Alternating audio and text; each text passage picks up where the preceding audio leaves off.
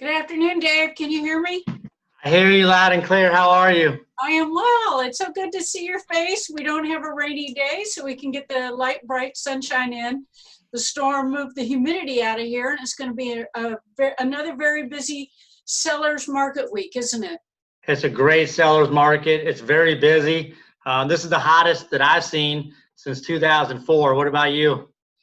Super hot. We're burning up.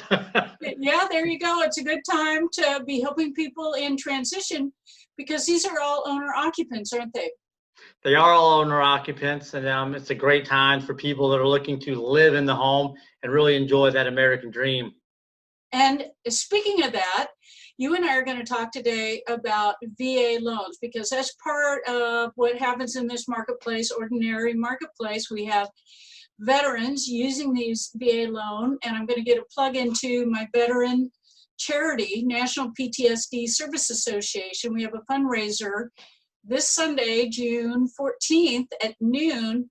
It's a watch party, so it's on the internet. If you want to support us, watch, click, give us $5 and join in and support our organization that supports veterans. We give them dogs and they help with their PTSD. So with those veterans that we're helping with home ownership, what are some of the major criteria that we're working with on VA loans?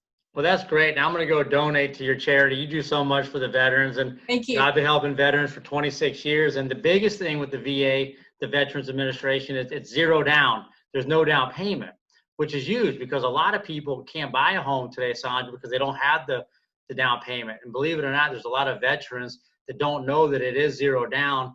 But then another benefit is also there's no mortgage insurance.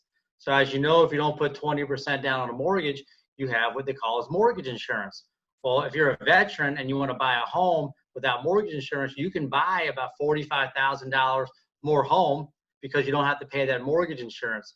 So those are some really key benefits to the VA loan. And the other thing is credit. You don't have to have perfect credit. So on a conventional loan, perfect credit's like 740 on a FICO score, and the veteran can get into a home today with as little as a 620 FICO score. So wow. a lot of benefits for the veteran on that. So there's a couple moving parts that if somebody, this is the first time they're hearing about it, a skilled realtor like myself, I would have already helped someone through that process.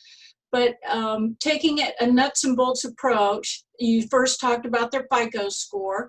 What do we got to do to help them find out what that FICO score is? So the best part is, and we talked several podcasts ago about getting pre-approved and being ready in this hot seller's market. So the first step is to contact you or myself and get pre-approved so that we can look at the credit, we can look at the income requirements, and then we can determine what they qualify for based on what their needs are. A lot of veterans, you know, we can go up to 50% debt to income ratio, which means 50% of what they make, Sandra, can go towards their new house payment plus any bills that they have.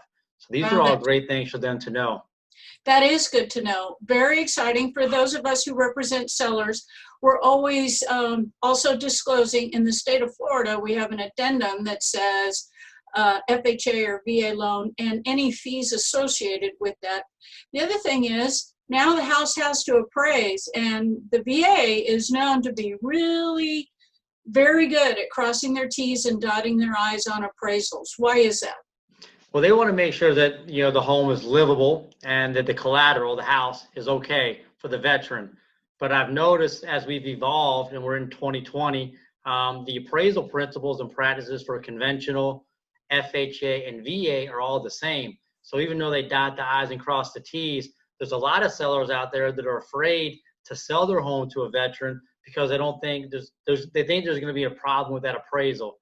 And I can be happy to report it's rare that something really comes in like that. And if there's really a problem with the home, you know, you want to know about it anyway. That's exactly right. We covered that with the inspection information. And I so appreciate hearing you say that because every nook and cranny of these mortgages, you know, and you know how to help people through that. That's what years of experience and a lot of transactions help. Is there any other high points we want to hit on the VA loan? Well, I want to hit one more important thing. There's a lot of veterans out there that have used their VA loan, okay, before. And I want to let them know that you can use the VA loan over and over and over again. So just because you may have used the VA loan before doesn't mean you can't use it again. Historically, you can't have two VA loans at the same time, although sometimes you can, and that's a whole different conversation. But I just want veterans to know that if they've used it before, they can use it again. And also for people that maybe served a long time ago, maybe in Vietnam or Korea, the VA loan doesn't expire, Sandra. So if they've never used it and they think, well, it may be expired because I've never used it, it never expires. Wow, that's exciting. I'm so thrilled. And thank you for this great news today. And I appreciate you supporting the National PTSD Association, nptsd.org.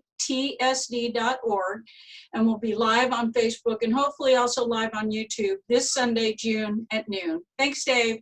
Thanks, Sandra. Take care. I'll see you later. Have a great day. Bye-bye. Good job.